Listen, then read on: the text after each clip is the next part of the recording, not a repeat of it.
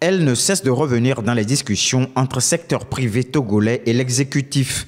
Il s'agit bel et bien de la corruption. Pour 81% des entreprises formelles, la corruption reste le principal obstacle au climat des affaires. Cette même situation se fait ressentir chez 78% des entreprises informelles. En 2020, plus de 61% des entreprises estiment que la corruption est très fréquente dans les processus de dédouanement des marchandises. Selon l'Association des grandes entreprises du Togo, AGET, la corruption est présente à hauteur de 53% dans l'obtention des autorisations auprès des institutions publiques et à 52% dans les procédures d'appel d'offres dans les marchés publics. Malheureusement, la loi du 28 juillet 2015 ne protège pas assez efficacement les dénonciateurs de corruption. Les chiffres de l'AGET affichent 97% de la population qui ne veulent pas prendre le risque de dénoncer les faits de corruption à cause de cette loi qui ne définit pas assez explicitement certains termes souvent relatifs aux dénonciations diffamatoires. Au cours des dernières rencontres avec les autorités, l'AGET a fait un nombre de propositions, parmi lesquelles la digitalisation des procédures administratives liées aux opérations des entreprises. Pour l'AGET, la dématérialisation rendra les procédures plus transparentes, efficaces et traçables.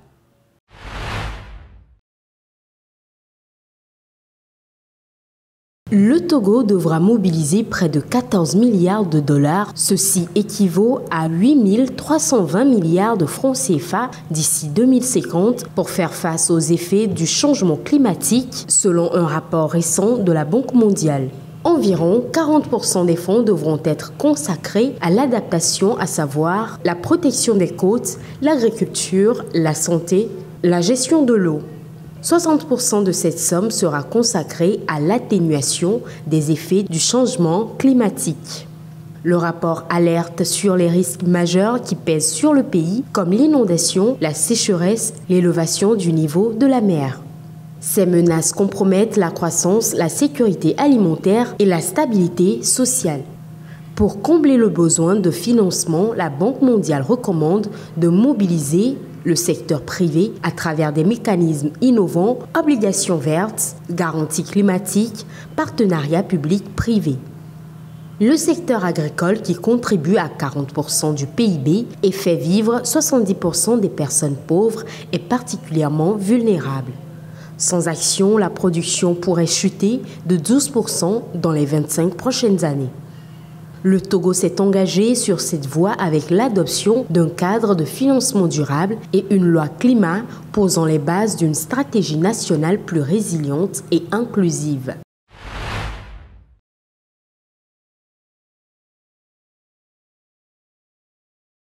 Le Togo ambitionne s'inscrire dans l'adoption des véhicules électriques, un engagement gouvernemental croissant en faveur des énergies renouvelables et une prise de conscience des enjeux environnementaux. Le pays explore activement les voies et moyens pour intégrer la mobilité électrique dans son paysage urbain. Le positionnement du Togo dans cette nouvelle ère de la mobilité se manifeste à plusieurs niveaux. En effet, en plus de l'accord signé avec le groupe Shenzhen Fenji Education Technology en décembre dernier, une délégation de l'Université de Lomé est en déplacement en Chine depuis le 6 avril pour discuter de l'opérationnalisation du projet au Togo. Ces démarches visent à identifier les opportunités, les défis et les infrastructures nécessaires pour une adoption réussie.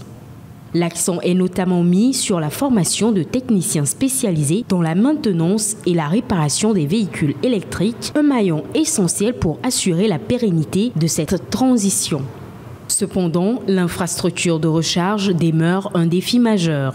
Le réseau électrique national, bien qu'en constante amélioration, nécessite des investissements substantiels pour supporter une demande accrue liée à la recharge des véhicules, surtout avec la continuité des délestages. Néanmoins, le Togo possède des atouts non négligeables pour réussir cette transition.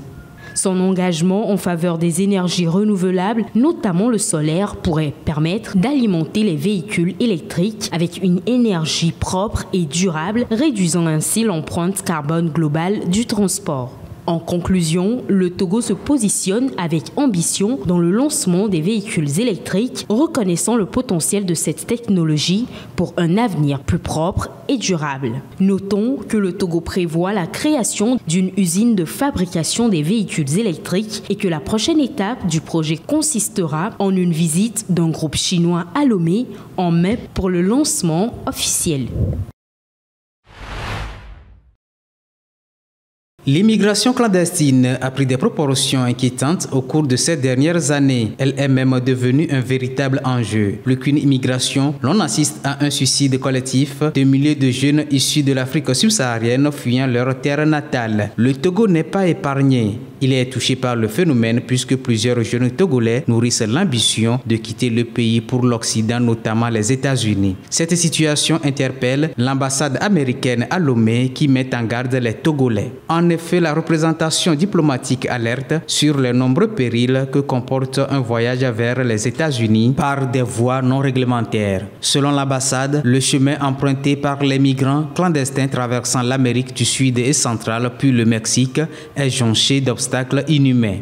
Souvent, ces migrants passent par les réseaux de passeurs liés à des cartels qui n'hésitent pas à les exploiter financièrement, physiquement et même psychologiquement. Un rêve américain qui se transforme pour beaucoup en cauchemar, surtout qu'ils sont parfois refoulés aux frontières américaines. Rappelons qu'à ce jour, les États-Unis comptent plusieurs millions de travailleurs étrangers, dont des clandestins.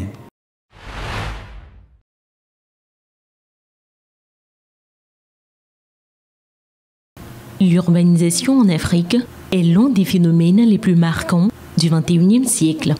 D'ici 2050, près de 80% de la croissance démographique du continent se concentrera dans les villes qui devraient absorber 1 milliard de nouveaux habitants. Cette transition rapide vers des zones urbaines bouleverse non seulement les dynamiques sociales, mais aussi économiques et environnementales. Les villes africaines, dont certaines comptent déjà parmi les plus grandes au monde, connaissent une expansion fulgurante.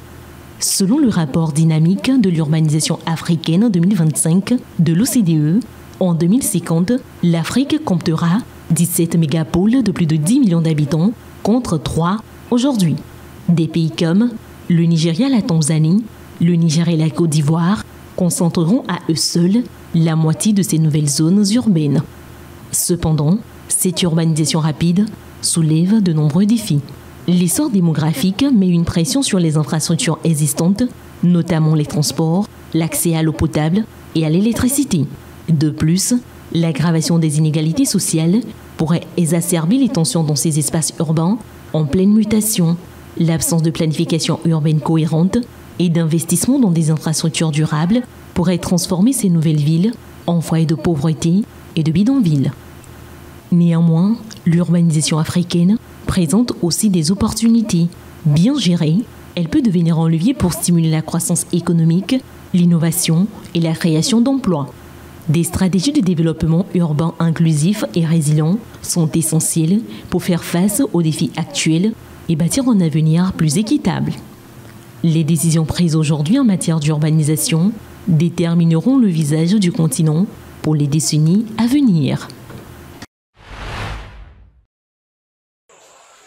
Au Gabon, les électeurs avaient rendez-vous avec les urnes pour la première présidentielle après la chute du régime Bongo. Les Gabonais avaient le choix entre 8 candidats dont le général Brice Oligui Nguema au pouvoir depuis 2023. En jeu, l'avenir politique de 2,3 millions de Gabonais et la légitimation d'un pouvoir issu du coup d'État, un moment décisif. En réalité, notre souhait ici sera, je dirais pour une fois, que la voix du peuple soit entendue et respectée.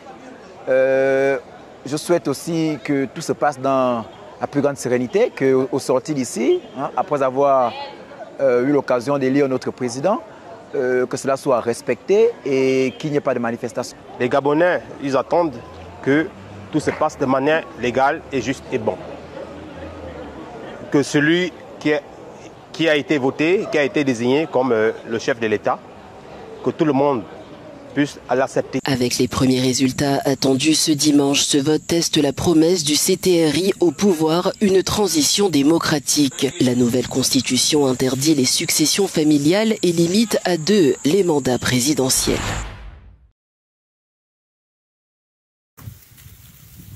Jadis surnommée la 8e plaie d'Égypte, aujourd'hui les criquets pèlerins menacent les cultures et l'équilibre écologique de la Libye. Dévorant tout sur leur passage, ces insectes nuisibles ont décimé Tahran, une oasis reculée dans le pays. Je fais partie des agriculteurs qui sont touchés par ce fléau. Ça fait un peu plus de 25 jours qu'ils sont arrivés chez moi. Selon l'Organisation des Nations Unies pour l'alimentation et l'agriculture, le criquet pèlerin est le ravageur migrateur le plus destructeur au monde. Sa capacité de reproduction rapide et son adaptabilité aux conditions climatiques variées en font un ennemi redoutable. Un seul kilomètre carré d'essaim peut contenir jusqu'à 80 millions d'insectes, capables de consommer en une journée l'équivalent des besoins alimentaires de 35 000 personnes. Plusieurs comités de lutte contre cet insecte ravageur ont été formés à travers la Libye pour faire face au fléau. Le but est de contrôler la dernière phase de la croissance des larves en se basant sur les informations provenant des régions et les équipes qui y sont basées. Dernièrement, ces phases sont devenues de plus en plus rapides et s'étendent sur plusieurs régions. Des larves de criquets vont continuer à apparaître et à se développer tout au long du mois, finissant par prendre leur envol à la mi-mai. Des essaims ont aussi été repérés dans le sud de la Tunisie, ainsi que dans les régions du sud de l'Algérie et du Maroc.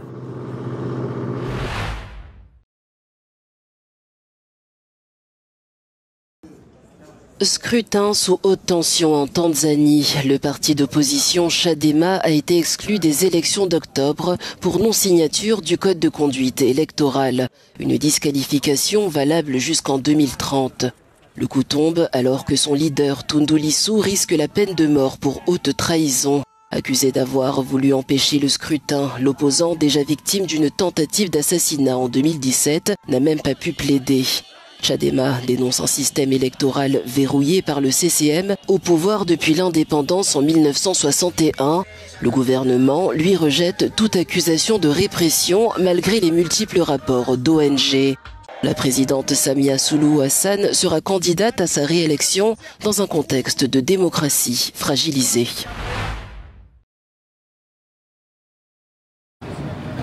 Un poste frontière sous haute surveillance. À la veille de l'élection, les autorités équatoriennes ont renforcé les patrouilles à la frontière avec la Colombie. Les étrangers n'ont plus le droit d'entrer sur le territoire. Les citoyens équatoriens peuvent entrer avec leur véhicule et le document qui autorise leur entrée. Les citoyens colombiens, eux, ne peuvent pas entrer et sont renvoyés dans leur pays. Dans la capitale Quito, des barbelés sont dressés devant le bâtiment de l'autorité électorale. La preuve des tensions qui règnent dans le pays avant le second tour de la présidentielle. Cette semaine, les deux candidats ont achevé leur campagne. Le sortant de droite, Daniel Noboa, a tenu un discours percutant sous la garde de militaires lourdement armés. L'Équateur a déjà un président, l'Équateur a déjà son combattant. Ce combattant, c'est Daniel Noboa. De son côté, la progressiste Luisa González promet l'ouverture d'une nouvelle ère. Voici l'alternative. Continuer dans l'abandon, le mensonge, l'insécurité ou changer pour la dignité d'un peuple qui se bat. Autrefois l'un des pays les plus sûrs d'Amérique latine, l'Équateur est aujourd'hui miné par la violence liée au trafic de drogue. En janvier et en février, un homicide a été enregistré toutes les heures. À cela s'ajoute une économie en récession. La pauvreté touche 28% de la population. Le scrutin devrait être serré entre Daniel Noboa et Luisa González, séparés d'à peine quelques milliers de voix au premier tour de février.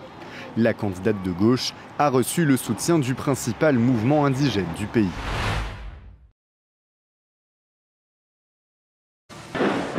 Le plus grand drapeau serbe de l'histoire, déployé dans les rues de Belgrade. Un patriotisme exacerbé, appelé de ses voeux par le président du pays, Aleksandar Vučić. Depuis novembre et l'effondrement meurtrier du toit d'une gare à Novi Sad, lui et son gouvernement sont la cible de manifestations d'ampleur. Des centaines de milliers de personnes ont défilé pour dénoncer la corruption généralisée. Avec ce rassemblement, il espère montrer qu'il a toujours le soutien d'une partie de la population. Un nouveau mouvement politique doit aussi voir le jour. Je suis venu ici pour apporter mon soutien au président Vučić et à l'État serbe. Il faut que cette folie se calme. Nous en avons eu assez au cours des 5 derniers mois. J'espère qu'à partir de lundi, les choses vont se normaliser et que les étudiants qui sont en grève vont rejoindre ceux qui veulent étudier.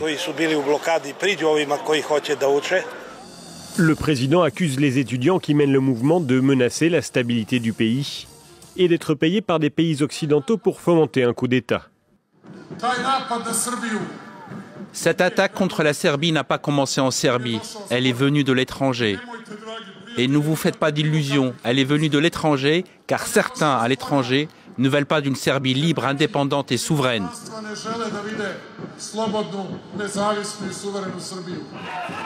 Pas de quoi désarçonner les étudiants, ils se sont rassemblés un peu plus tôt à Novi Pazar, où ils dénoncent les brutalités policières, mais aussi l'expulsion de ressortissants croates venus soutenir les manifestants.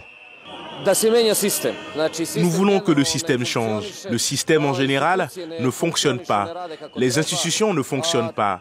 Des changements sont nécessaires. Cette oppression du peuple et de tout le pays ne peut plus être tolérée à cause de plusieurs imbéciles. Je m'attends à des changements très bientôt. Un groupe de 80 cyclistes fait route vers le Parlement européen à Strasbourg, où il entend dénoncer la corruption de l'État serbe. Ils doivent arriver sur place le 15 avril. Lors d'un forum diplomatique à Antalya, les ministres des Affaires étrangères des pays du groupe de contact sur Gaza ont réitéré leur appel à un cessez-le-feu permanent. L'objectif, mettre fin à la violence et résoudre la crise humanitaire grandissante dans la bande de Gaza. Selon l'Égypte, tout projet de transfert forcé des Gazaouis sera un attentat à la cause palestinienne. L'expulsion du peuple palestinien de sa terre serait synonyme de la disparition de la cause palestinienne. Ce que recherche Israël qui prétend qu'il existe une terre sans peuple. Il est de notre responsabilité totale de soutenir les Palestiniens pour qu'ils restent sur leur terre en obtenant un cessez-le-feu et en mettant fin à la politique de famine et à l'agression systématique d'Israël. Le ministre turc des Affaires étrangères a également exprimé la nécessité d'une solution à deux États. Lors de nos discussions, nous avons abordé les actions à entreprendre au sein de la communauté internationale pour garantir une paix durable et promouvoir une solution à deux États. Il est impératif d'instaurer un cessez-le-feu permanent dans les brefs délais. La situation humanitaire à Gaza est de plus en plus désastreuse. Selon les Nations Unies, plus de 2 millions de Palestiniens sont pris au piège dans l'enclave.